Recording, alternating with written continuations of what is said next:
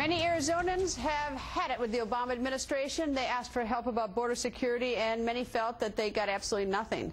So when they passed their own law, SB 1070, and then got something from the feds, they got sued. So now Arizona legislators have gone to Plan B. They just launched a fundraising website under new legislation signed by Governor Jan Brewer.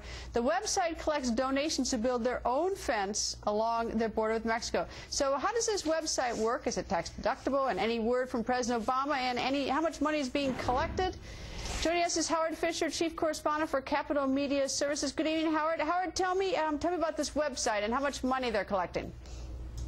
Well, the website went live at 12:01 a.m. Arizona time, so as of about a half an hour ago, they had collected somewhere in the neighborhood of $39,000 from 884 donors. A lot of these were the minimum $5 donations that they take with the credit cards, but I understand there were several $500 donations and at least one of $1,000. And what's the website called? What's the, I guess actually we have it on the screen, but tell me what it is. It's www.buildtheborderfence.com. And I've looked at the site, and it seems to be fairly user-friendly.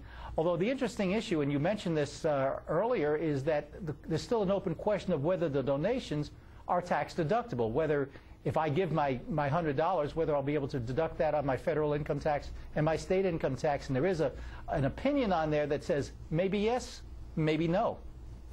Who is collecting this? Is this the state of Arizona collecting this money?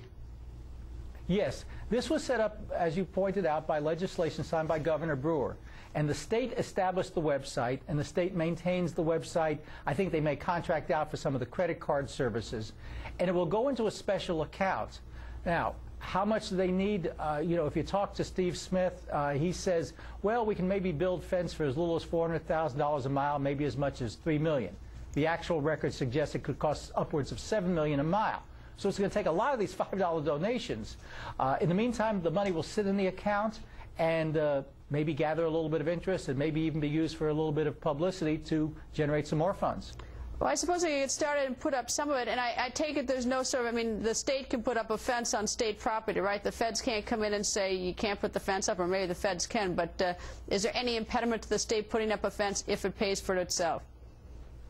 Oh, no, no impediment, except, as you point out, the landowners. Now, the feds have a 60-foot easement all along the border, and the ideal thing from the state's perspective would be if the feds were to give permission for the state to erect its own fence. Now, that's not going to happen. I mean, it would be embarrassing to the administration to say, we're not going to build a fence, but we'll let Arizona. That leaves the private landowners. Now, much of the land, however, along the border is in federal hands, like the Goldwater bombing range out toward Yuma. 75 miles of it is in the hands of the Tohono-O'odham tribe, and they have made it clear while they're willing to have vehicle barriers, which are already there, they don't want pedestrian barriers because this is a transnational reservation. They have members who live on both sides of the line. They don't want to make it harder to cross. There are some private ranchers who might be willing. I was going to say we got to go, but I must admit that Arizona is not giving up on this one. That's pretty obvious. No, not at all. Not at all. Howard, thank you.